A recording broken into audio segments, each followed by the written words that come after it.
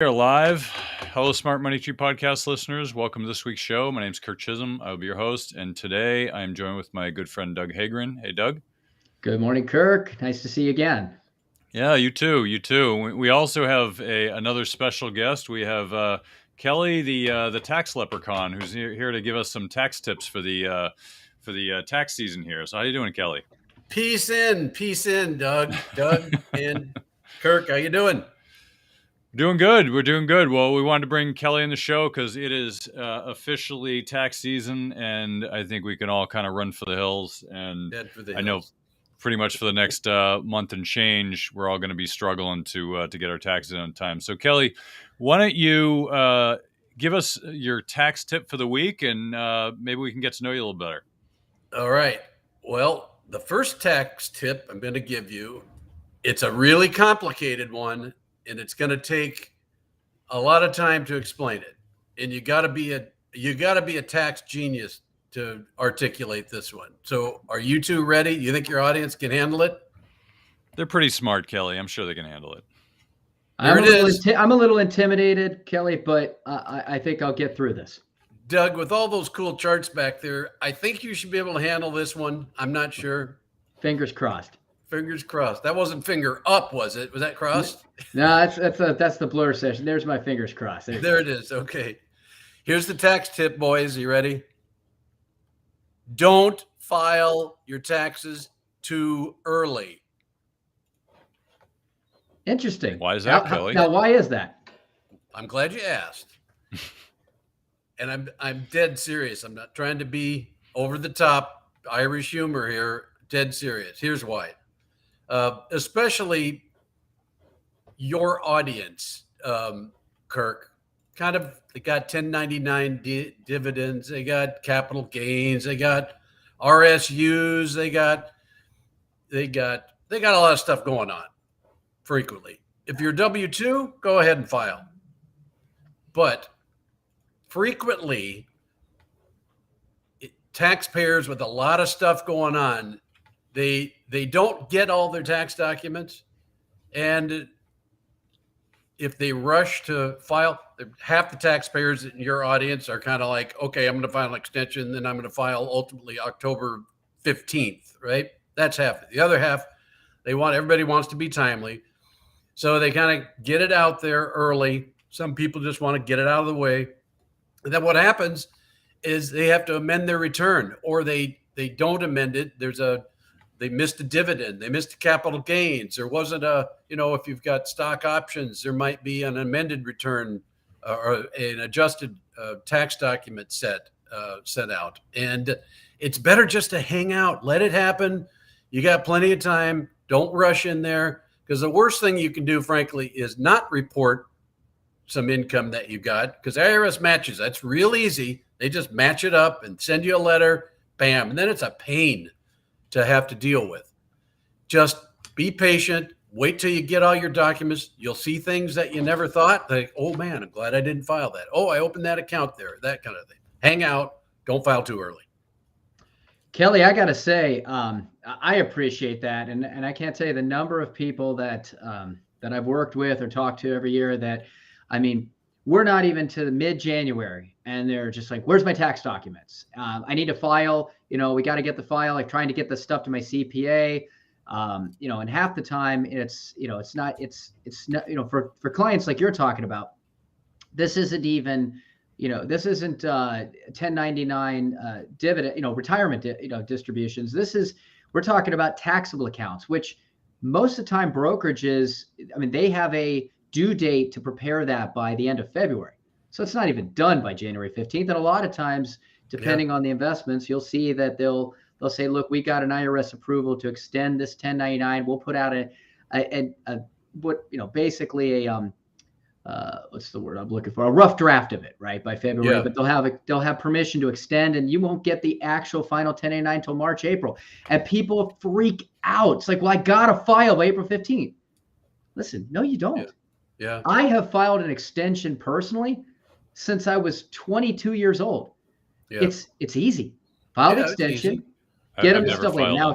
If you and Kelly, you know this too, and you can attest. You can probably expand on this. people will say yes, but you have to pay the tax by, by April, if you owed any taxes. The funny thing I've learned about the IRS, and maybe you could explain on this humor, they care more about you filing than they do about you paying. There was a situation one year where, I know that the penalty on not filing on time can be like a 50% penalty, I think, or something like that for not filing for the amount you would have been due. But as long as you file on time and tell them what you're going to pay. There was a year situation, a client didn't pay their tax, and they owed probably about $10,000-$15,000. They didn't pay that tax until they got a notice February the following year. And I think total penalties and interest on it was like $800. It's like, please tell us what you're going to pay us. Pay us whenever you want. Now tell me if that doesn't tell us we have a broken revenue system for the United States. Yeah. Well, there is some. I think they've remedied some of that, but since you mentioned the broken revenue system and all the complaints about the IRS and then 10,000 agents or 80,000 agents, whatever that thing was. Here's what I tell people: is that when you're for taxpayers that are getting refunds, they want a real efficient IRS, and that's a certain class of demographic of people typically make less than $35,000, child tax credits, that kind of thing. They want an efficient IRS, right? The rest of us, we want a really inefficient IRS. We want an IRS that isn't real good at collecting or following up, and because that's like the efficient government, Gestapo type state. We don't really want that, right? We're okay with them being inefficient, I think. Well, the IRS has a lot more things on their list on how to avoid taxes than they do on telling you what to pay. If that doesn't tell you the system. Yeah. So that's my brilliant tip, Kirk. Is that something you can handle? You think you're going to follow that? I think so. Well, Kelly, I've never filed on time, so if that gives you any reference. Well, Kirk, filing an extension is still filing on time. So. Well, that's fair. That's fair. You file on time. It's funny. I just got off the phone with an accountant, and we were having the very same conversation about, people who are freaking out because they need to get everything in by April 15th and not realizing that you can extend, not realizing you can amend your return. People think that it's like a final draft. They don't even realize you can amend. It's like people freak out about this, which frankly is how the IRS gets people to pay. They don't have enough agents to get people to pay, so they scare the crap out of everybody, and they do like an IRS raid like once a year, so it hits the headlines, so they scare the pants off people, so they pay, because otherwise no one would pay. So that's, I think, what do they have, like a 92% or 96%, somewhere in that ratio of people pay, and there's this small segment of people that'll never pay, and they know that, and they know they'll never get 100%, but that scare tactic will get like that extra 10% from 85 to 95. And so they do it. That's how they get better compliance. So, who wants to go to tax jail? I don't. Yeah. Well, we do a lot of work on that area and on the tax, debt tax resolution area. It used to be that, deadbeats and don't pay their taxes, but it's a lot of self-employed people that struggle. They don't have a lot of people are on W-2 paychecks. It's a pay-as-you-go system. You're never going to get in too big a trouble with a W-2 unless you have a big capital gains. Where I see people having trouble in kind of your market, the investment market, is they have a big capital gain and then they reinvest that gain and they do other things with it and they lose it, right? They lose that money, right? And then they can't afford to pay their taxes, right? So tip number 2 for your guys, if you make money, reserve some for taxes, right? Before you go reinvest it and potentially lose that and not have the money to pay your taxes. But we'll save that tip for another day. Okay. Well, cool. Well, Kelly, I appreciate your insight. You're welcome to stick around. We're going to be talking about inflation, deflation, and all the fun stuff of the world. So I don't know if you want to stick around. You got a place to be. I gotta take off. I got a bunch of tax stuff to get done. So I appreciate you inviting me here, and I'm happy to come back whenever you want me.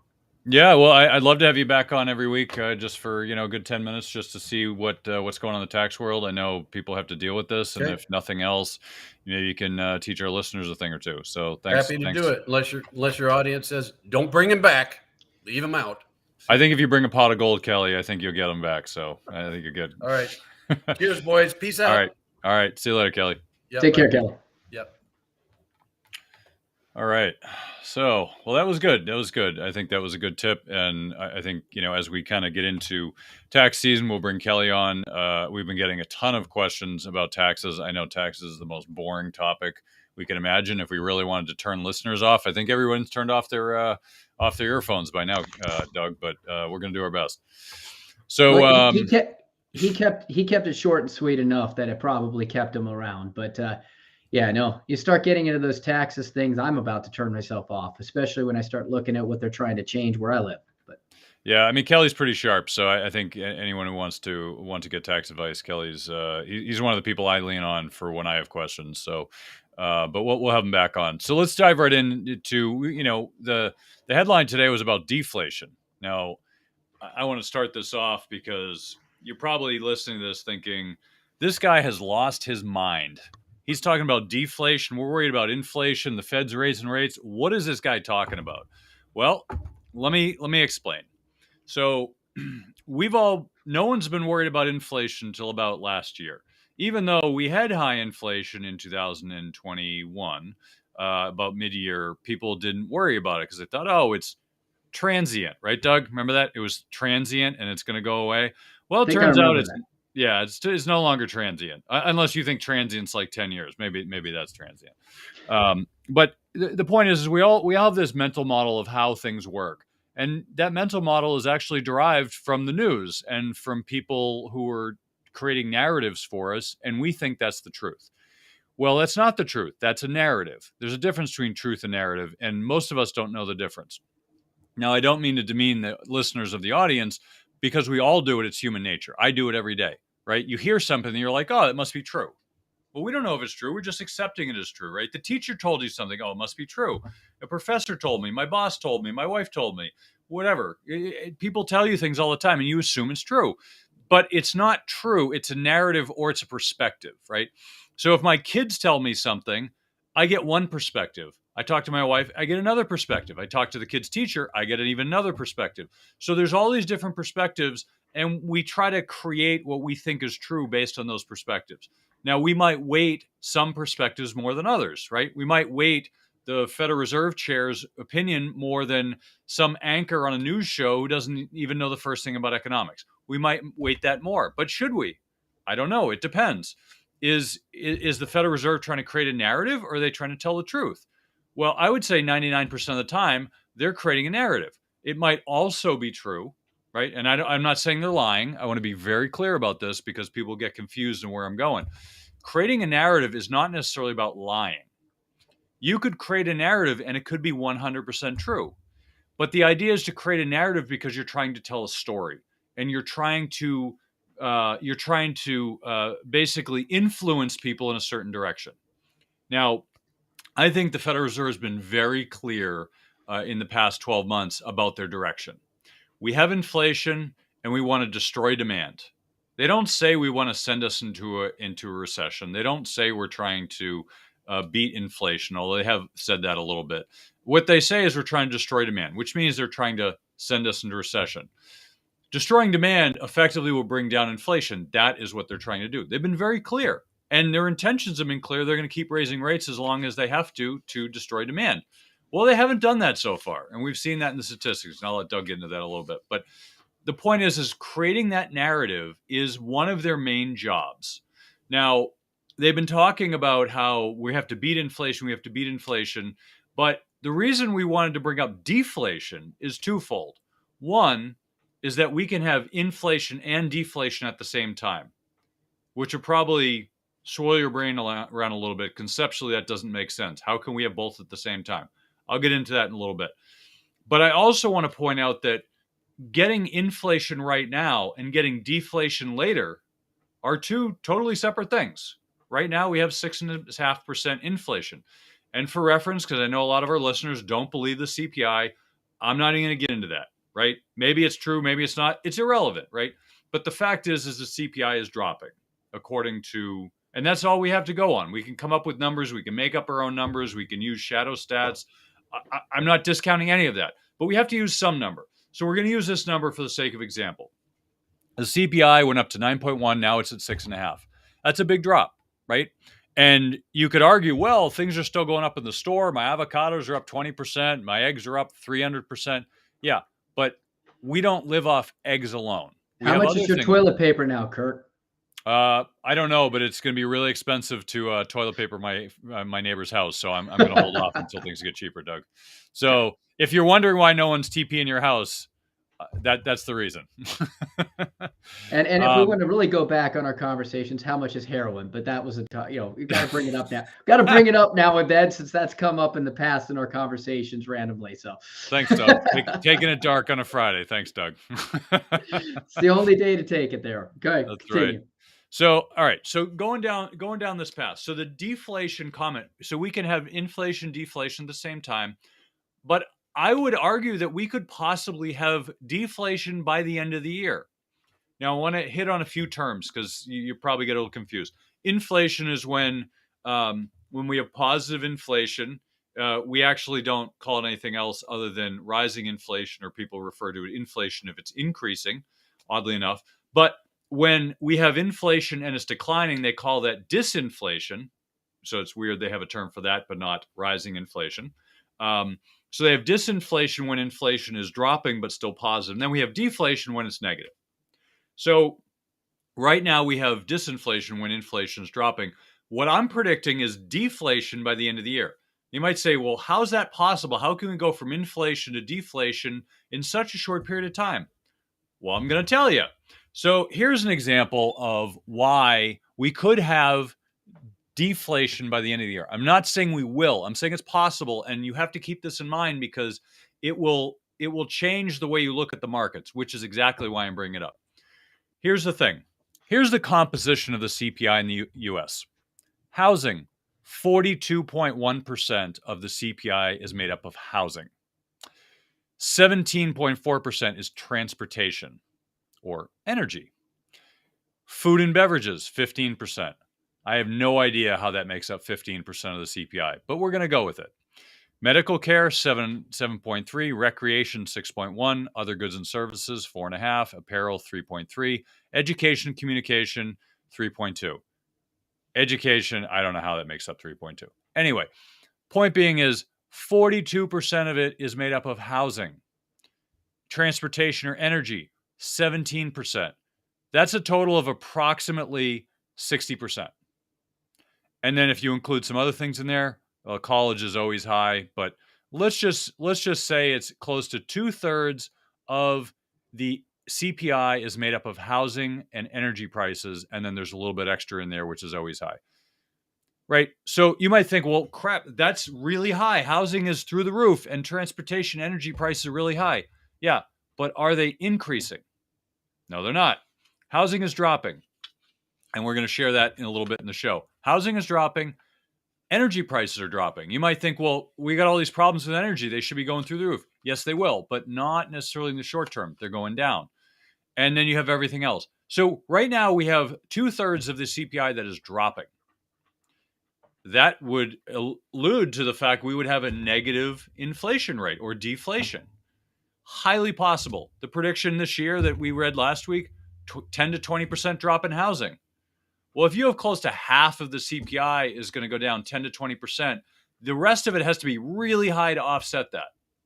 Now, this has almost nothing to do with you if you're not moving. But my point is you have to keep in mind that everybody bases their information on the CPI. The CPI is heavily weighted in housing and transportation. So if you're not looking at those two, then you're missing the boat as where inflation could go. And I'm going to bring up one more point, and I'm going to hand it off to Doug because I don't want to monopolize the whole thing. No, you're doing great, Kurt. Keep going. So January, the first month of the CPI being released this year, which hasn't come out yet, it comes out next time, is going to be a brand new calculation on the CPI. So prior to this, the calculation of the CPI was I think it was a 24-month rolling period, I think is how they calculate it. Now it's 12 months. So all the things that happened 2 years ago, totally irrelevant. Doesn't matter. What's relevant? The last 12 months. Well, what happened in the last 12 months? Inflation went up, and then July, it started to fall. Okay. So we've got basically, so you have, look at January. I'm going to try to visually put this, right? So let's say you've got January. Right now you've got on 2022, it going up until July. 2023, it's dropping. So now we have a higher point and a lower point. What is that? Deflation. So I'm trying to explain this. I know the listeners are probably get confused. The point is when you have last year going up and this year going down, that means you're going to have a negative number. So I don't know if this is going to have a negative number. I don't trust the CPI. I think a lot of it's managed. It's irrelevant. The point is you have a lot of factors coming into play that could push the CPI negative this year, even though we have high inflation. We could have 15, 20% inflation at the store. Your food costs, your energy costs could be up a lot. You could still have a negative number for all of the reasons that I'm talking about, because they recalculated CPI, so totally different numbers, right? So the new number could be completely different. Like I said, it's probably managed, but let's leave that aside. You have that happening. You have negative in the biggest factors in the CPI. And then we have some other factors, which I'm going to point to, which is, I'm going to mention briefly and give it off to Doug, is you can have inflation and deflation at the same time. So you could have, if you look back at, for example, back, and I'm going to share the screen here for really quickly for those of you who are watching live on YouTube, because LinkedIn was broken this week, so we can only use YouTube. Basically, people think money printing equals inflation. Well, and during COVID, that didn't exactly happen. Food at work, shoes, city transport, airfare, hotels, all were deflationary during COVID. But at the same time, you had bicycles, cable television, food at home, cleaning products, all were inflationary during COVID. So you had both at the same time. Now, what was the factor? Well, it didn't hit right away. It hit 2021. We saw a huge spike in inflation. But the point is you can have both. It's an aggregation of all these different products and services together will equal that CPI. But what I'm trying to point out is that not all factors are equal. So if you put them all together and you look at housing being highly deflationary and everything else being, just say, flat or maybe inflationary, we could have a negative number.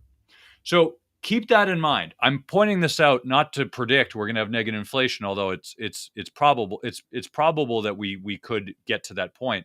But just keep that in mind, because if you think that it could never happen here, it very well could. And that means the Fed's going to drop rates through the floor because they do not want deflation to take hold. That is not worse than hyperinflation, but it's a very close second.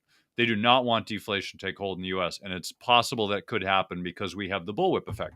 So, Doug, I've just monopolized the first 20 minutes. So let's get your thoughts on this. Well, I'll start with the most recent thing first. I mean, you're talking about you can have both inflation and deflation at the same time, and that's always been the case.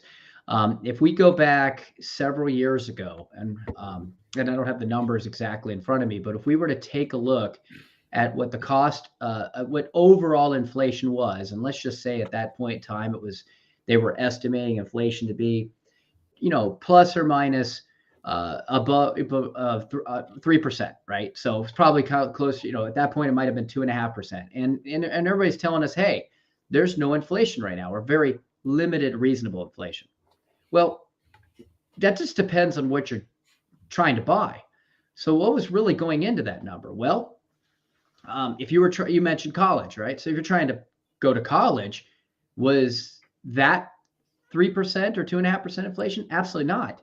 I mean, we're looking at an average of, 4 to 6% inflation on private schools. We're looking at an average of 6 to 8% plus inflation on public schools, because they've relied historically on more tax revenue, and that tax revenue has been diminishing. So they've got to make that up somewhere by charging, higher increases.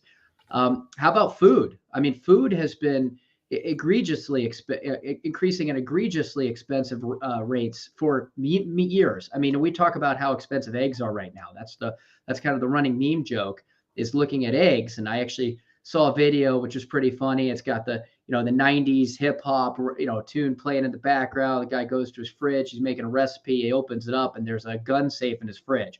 Opens up the safe. There, pulls out the eggs on the bottom shelf. Top shelf's got two Glocks. I mean, right? That's how people are thinking about eggs. They've always been more expensive. Matter of fact, go back and take a look at the price of a Big Mac in 1990 compared to the price of a Big Mac now. It has outpaced inflation multitudes. I don't have the number in front of me, but that's probably, at the last I looked, it was closer to 6 to 10% inflation there. Okay. So we take a look at that, we took a look at those types of things and how expensive they've gotten. And then of course you go back to 2021 and you look at this price spike on housing and what that did to kind of to drive that cost up. But now let's go back and take a look at other things like televisions, technology, for example. The price of technology has gone down significantly. I mean, remember the 1980s, what it would cost out of a family's budget to add a television to the house? I mean, back then, a television was a piece of furniture. I mean, it was cased in wood. It had bookshelves, all this nice stuff. It was a part of your decor. Now we buy them and throw them out as scrap faster than it takes to figure out how to buy the first one you're buying. I mean, you could buy a 50-inch television now for $300. Okay, and I mean, before this recent inflation spike, it was actually less than that. What's driving the price of them up a little bit? You talked about it, bullwhip effect. Another thing, is that I was looking at here in terms of recent history and the bullwhip effect is cars. I think this is another area, well, let me finish my thought on that, Kirk, because I'm kind of going all over the place. If you were to take that 2.5% inflation that people were talking about back 2, 3, 5 years ago, and you were to actually ask someone if they felt like inflation was 2 to 2.5% in their house, most people would tell you no. Because that list that I just mentioned for you of a couple things that went up versus a couple things went down, they offset each other. And how do they offset each other? They offset each other in the government's calculation because, look, if we have this going up by this and this going down by this, look, it only averages 2.5%. But a lot of what people need versus a lot of what people want are on the other side of the spectrum. Like, nobody needs a 50-inch TV. They want a 50-inch TV, but you can live without a 50-inch TV. You cannot live without food on your plate. Some people would argue you cannot live without college, right? You cannot live without certain things. And unfortunately, now you look at the budget and the inflation on what you're actually paying for. Some people would argue that inflation has been in the 10 to 12% in households for years, because you can only cut out so many things. And it's the things you can cut out, the discretionary goods, that have actually been deflationary to offset that. So that's where you have to really understand that CPI number and what it means to your budget. Now let's talk about, where we are in terms of inflation, deflation. I follow a lot in the world of, just trying to look at housing and cars. We've talked a lot about housing. Listen, last year, used car pricing was starting to absolutely plummet. Carvana stock was in the toilet. Everything was looking like death for the entire auto industry. They have now gone up in price for 2 months in a row. The last time this happened was the peak of 2021. Okay. But why? What's happening there? It's bullwhip effect. It's not a seasonality. Okay. Back in January 2021, prices rose that month. But see, used cars were 25 to 40% less expensive than they are now. Rates were close to zero. It's not the same situation as we have today. So you're starting to see some real issues that are going on there because a lot of these car companies, they actually purposefully reduced their inventory. Bullwhip effect. That bullwhip effect, it was leading to the ability to now have a squeeze on the price of this remaining used car. And all of a sudden we have a demand. I think people are kind of sick of waiting. They want to take action. They want to get, with these used car prices, jumping as fast as they can since 2021, you're looking at pent-up demand. You're looking at record highs, but we still got financing record highs too, right? So with car shortages, and you got to remember, dealers are also looking at that tax season coming up, and they know what happens when people get that tax refund. Kirk, what do people like to do? They like to spend it. right? Spend it. A lot of people look at their tax refund as their savings plan for the year, which in itself is an astronomically problematic way to do your financial planning. But it's where a lot of America does it. So dealers have carried less supply over the last 90 days due to depreciation risk and holding costs.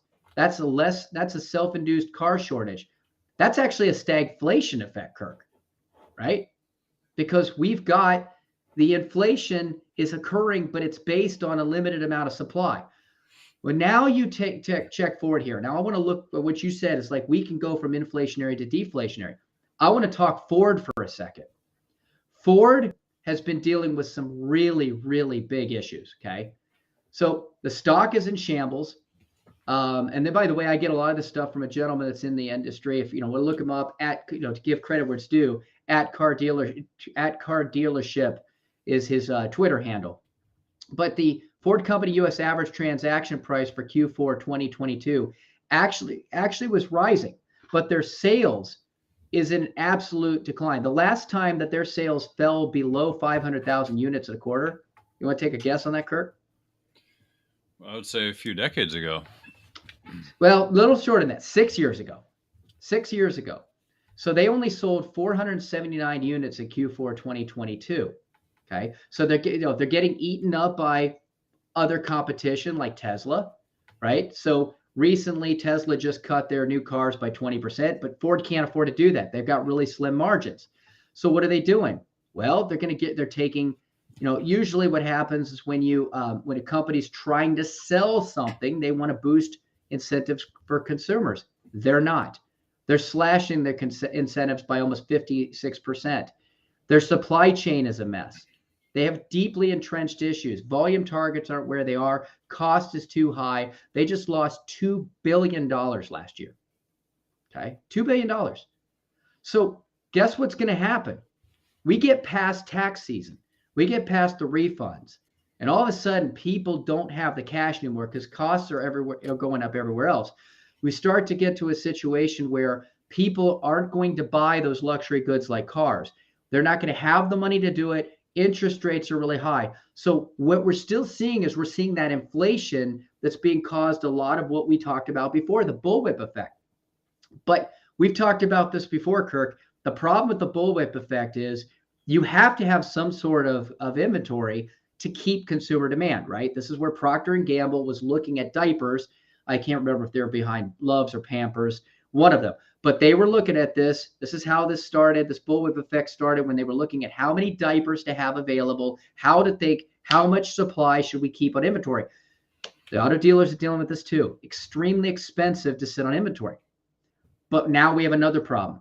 That lack of inventory means that your consumers will start to no longer trust you as a brand. They're going to start going to your competitor. And that's what they're starting to see. So if you all of a sudden, these consumers, because of your lack of inventory or the cost of your goods, no longer trust you as their go-to source. And we're starting to see that. People are not buying the same car. Somebody that might buy a truck may now be going to buy a Prius. Well, once you've lost that customer to your competitor, it's very difficult to get them back. So this is where Ford's got to figure out how to keep enough cars out there to keep demand, because once that demand diminishes, all of a sudden now, not only do they have a short supply, they have a short demand. Kirk, just out of curiosity, when you think about pricing, if supply falls and demand's there, what does that do to pricing? Up. If supply falls and demand falls, what does that do to pricing? Comparatively, be the same. Yep. Now, if you get to a situation where supply fell, demand fell, and now you don't have, and you're losing money left and right, and you don't have the ability, or you have to try to prepare for your supply chain to meet this fall in demand, what do you then do to your supply? You reduce it. I think the word is bankruptcy, Doug. I think the word is bankruptcy. And in order to go out of bankruptcy, what do companies typically do?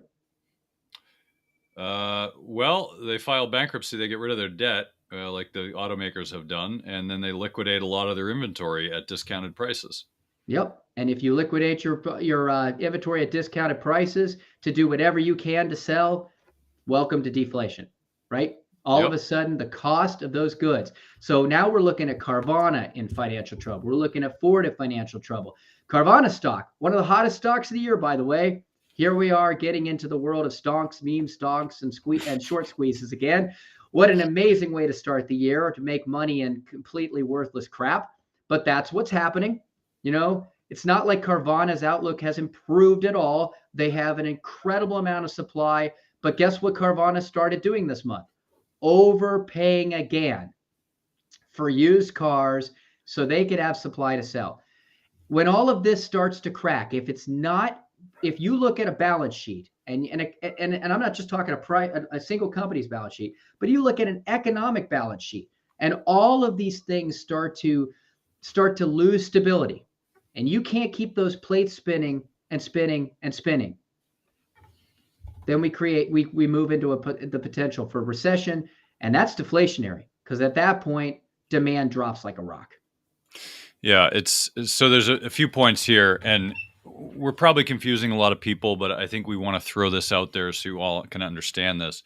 You can have a inflationary recession just as much as you can have a deflationary recession. So there's a lot of different levers that are moving around here. So I think what confuses a lot of people is you think A equals B, B equals C. Like you just have this equation in your head, like this is how things work. Unfortunately, it doesn't always work that way. Traditionally, things have worked a certain way in the last 40 years. We've been accustomed to it. We've taken it as a rule of thumb. We've made assumptions based on it. And when those assumptions turn out to be wrong, because things change, as they always do in the world, just our perspective has changed because we stopped being agile. So we talk a lot about financial resilience here. We haven't talked about it enough, I think, recently. But financial resilience it's not about taking your cash and putting on the mattress and sitting on top of it with your guns and your gold and your MREs. That's not financial resilience. It's sure you can do that. I'm not going to knock it if that's what your flavor is. But the reason financial resilience is not about money. It's not about risk management. It's about a mindset. It's about what's going on in your head. Resilience. So just to be clear, a part of financial resilience is risk management. But I just want to be clear. Financial resilience and resilience itself is really a mindset. It's about how you can weather the storm in your head when times are bad. Like if you're thinking about, all right, there's going to be a recession in the next 2 years. How can I prepare myself? You're becoming resilient, right? You may not get through it unscathed. I mean, most people have a hard time in recessions. Like very few get out of it unscathed. But the point is if you're mentally prepared and times are going to be tough, I got to tighten my belt a little bit. I'm going to pay a little bit less. I'm going to buy my kids fewer stupid game coins. I'm going to buy myself fewer shoes. I'm not going to get that new car every year. Like you're just going to change your habits to say, all right, we need to save. How can I save another 10 grand this year? All right, well, here's what I have to do. I have to do this, this, and this. And so being resilient is about being mentally prepared for bad times. We haven't had that in a long time. So most people are not mentally prepared. They're accustomed to the Fed bailing us out with lower interest rates. Maybe they'll do that again this time. I don't know. But what I do know is I'm not planning on that because to me, that scenario, while possible, is less probable. Now, I also want to get back to the narrative comment I made earlier, which is the narrative we're being fed right now is, hey, everything's fine. The economy's strong, employment's strong, everything's great. We have nothing to worry about. That's the narrative being pumped out by just about everybody. And Doug and I have talked a lot about this, and certainly I've spent a lot of time thinking about the structure and the strategy behind what's going to happen, because I don't know what the future is, but I've planned multiple scenarios so that even if I'm wrong with the scenario I'm telling you as an audience, I have a backup plan. I know that if this happened, this is going to happen. This is why we came out a few months ago and said, it's time to start looking at bonds. And people were, I was getting hate mail left and right. What the hell are you talking about bonds? bonds are crazy. Interest rates are going up. You're going to lose money. And I said, yeah, but I didn't say buy bonds. I said start looking at them, meaning start changing your mental model that bonds are bad now because yes, they were bad and they've been bad and rates are still going up as of we speak. But now is a great time to start looking. We've started adding bonds to our portfolios because you're getting 4.5% to 5% in bonds. Why wouldn't you look at that? Now, I know full well that it could be 7 or 8 in a few years. I'm okay with that because I'm not buying 10-year, 30-year bonds. I might be buying 1 or 2-year bonds. So if it goes up in 2 years, great. I'll buy more then at a better rate. But the point is, when you're thinking about how all of this is going to apply to your situation, deflation is a challenge because we haven't experienced it before. We don't know what it's like. We don't know how to act. We haven't looked at all of our assumptions. All of us look at that way.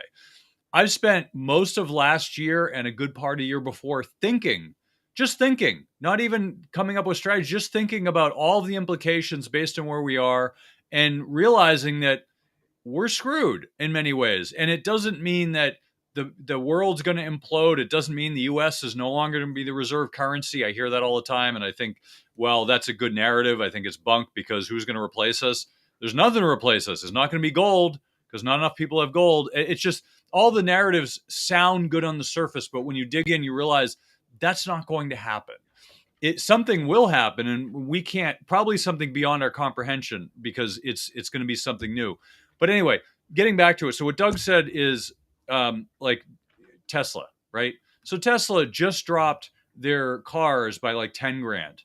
Now, I had a friend of mine who just bought a Tesla, and it was fortunate. It was literally like 24 hours. They dropped the price when she bought the car. And I was like, oh, that's brilliant. You guys got lucked out. But they didn't drop the price because everyone was buying Teslas. They've dropped the price because they're trying to compete and they're growing and they can't do it. So they went from a tech company, because they were being priced as a tech company. They went from being a tech company to a car company. And God forbid being a car company is going to have you a lower valuation. Every single car company has a much lower valuation than Tesla. People have talked about this for years, and I've mentioned it in the show a bunch in the past, is when you're being priced as a tech company and then you become a car company, you're being priced as a car company, which is a hell of a lot lower than a tech company. So Tesla probably should be at these prices. I'm not going to speak to the valuation. I don't want to get myself in trouble with the SEC. But if you look at a company like Tesla, you have. I'm just going to bring it up here. You had a peak last year and it's come down a lot. I don't know where it's properly valued, but I know that it's probably more likely going to be valued as a car company than a tech company. Now, maybe something happens to change my mind, but at the moment, that's how I would look at it. So I think the thing to think about is the reason we're bringing up deflation now is not because we're going to have deflation tomorrow, but we very well could have it by year end. So I don't want you to be surprised when it happens. You're going to say, oh my God, the world's ending. No, we told you about this. So think about it. Ask questions. Send questions into the show. Yeah, I know you're going to have a ton of questions because this is complex stuff. The experts don't even get it right. So the people who are doing their day-to-day and don't have a background in economics, I can't blame you if this stuff confuses you. There's like PhDs and Nobel laureates who don't understand it. Or if they do understand it, they're not giving us the truth of what they're understanding. So just understand this is complex stuff, but we're trying to give you the simple version. We're trying to give you the watered down. Here's what you need to know. Here's the practical application. Here's a handful of practical applications. I'm going to hand over to Doug again.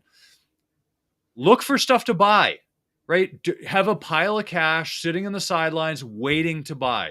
This is what we've been telling clients for like the past year and change, is cash is not a bad thing. We've been telling the listeners here for the past year.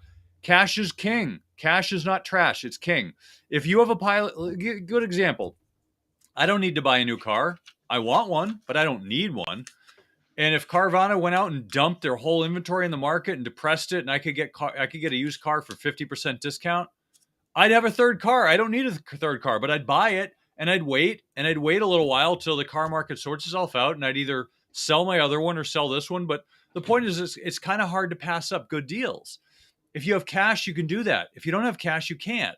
So having cash gives you optionality for your life, whether it's a house, whether it's a car, whether it's whatever. I mean, I'll give you another example, quick example.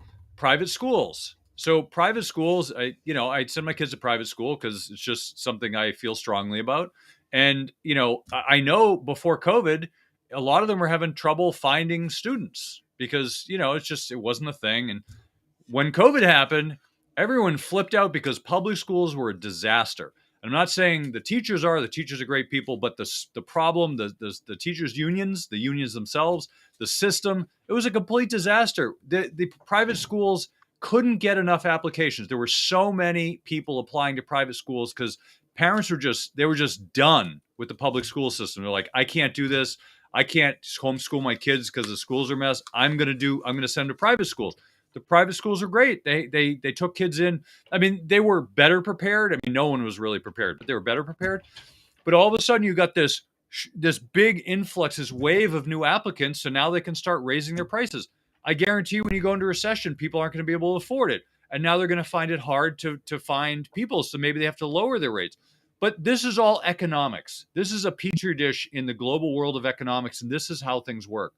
So if you have cash and you feel strongly about private schools and everyone else is like, I can't afford it, and you can, your kid's going to get in, right? If you couldn't get in before, you have a better chance.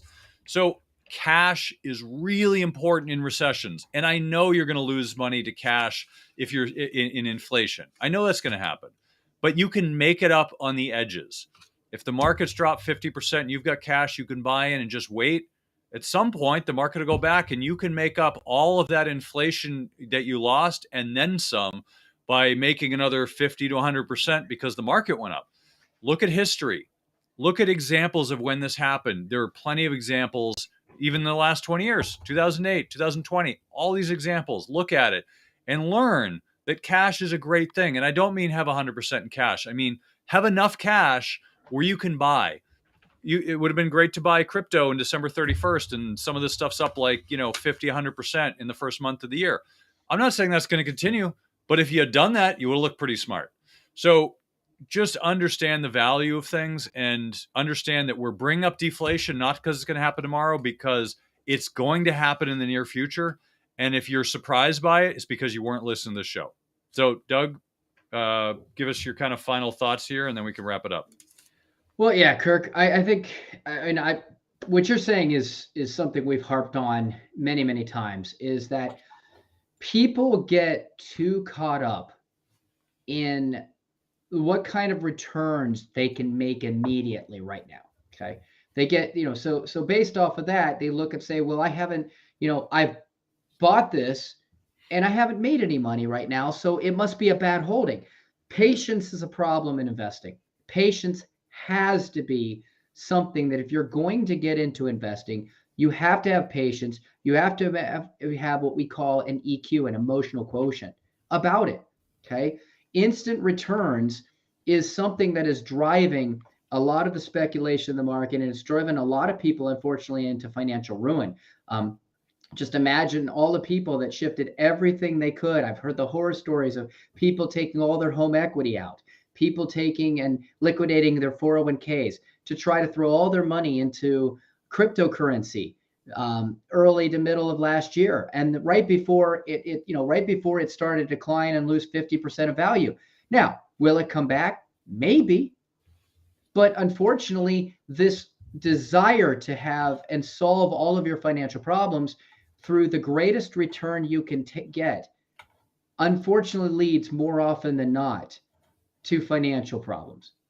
The key that you have to have is to understand and look for those opportunities. Something that, whether or not he's as successful as he is today, as he used to be, Warren Buffett still has a very good track record of looking for opportunities. Now, don't get me wrong. He also has received certain access that you and I don't get, right? He gets access to preferred stock. He gets access to discounted stock to bring him in to help a company, a business work. But the only way he's able to take advantage of any of that is his patience, to be able to sit there and have liquidity.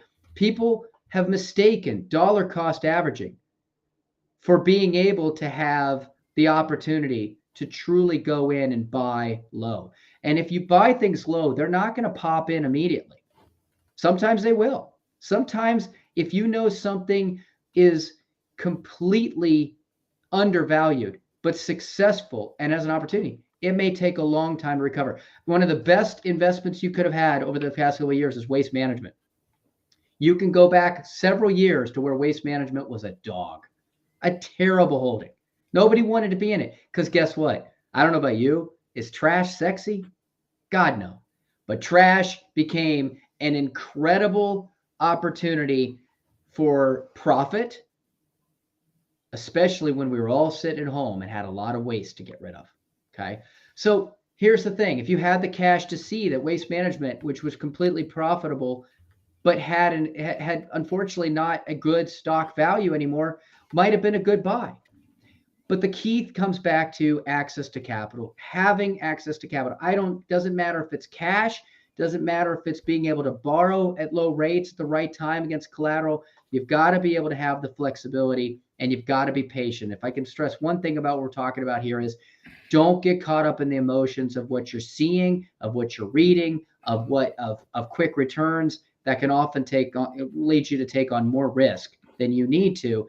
And being flexible, having that cash or whatever is a good thing. And it's a good thing in all markets because you never know. I'd like to have a car right now too, Kirk. I'm sick of driving these big long vacations, driving 3,000 miles in a Santa Fe with 4 kids and 2 dogs. Okay, it's not comfortable. Love to have something like a Lincoln Navigator or Suburban, but I'm not paying for it at these prices. Eventually, they keep putting in these carbon incentives. That Navigator will be worthless, and I'll be able to scoop it up for cheap. I don't care how much the gas costs me, right? But it's going to take some time, and I'm going to be patient on that. All right. So anyway, hey, I know we're going to wrap here. It's on the hour. So thank you for listening. I just give you a little bit talking about inflation. This is the time, right now we're getting into first quarter. College planning is coming back again as something that is on the top of minds of lots of people as they're looking at inflation and their money. So find more about me, and what I do is we help people find money they're losing unknowingly and unnecessarily when it comes to overpaying for major purchases like college. So what you thought to be true about picking and paying for college turned out to be untrue. When would you want to know? If that is right now, go to procollegeplanners.com, procollegeplanners.com, and download our free college planning checklist right now.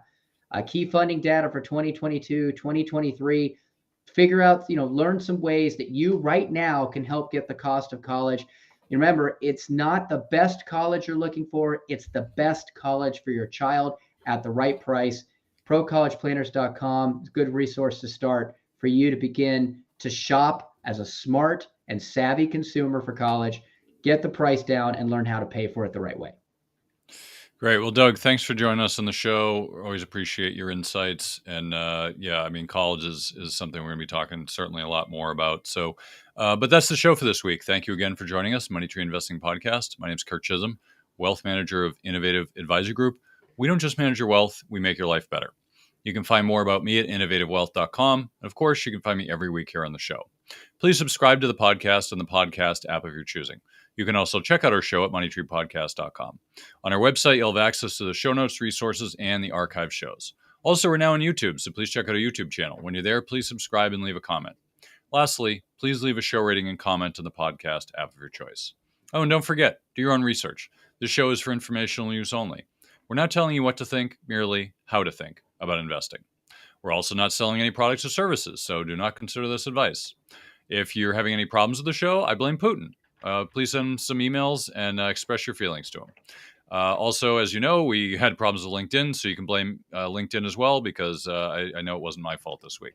Anyway, if you're seeking financial advice, talk to an oracle, a fortune teller, or maybe a licensed financial advisor. I'm one, but once again, I'm not selling anything. But I'm easy to find.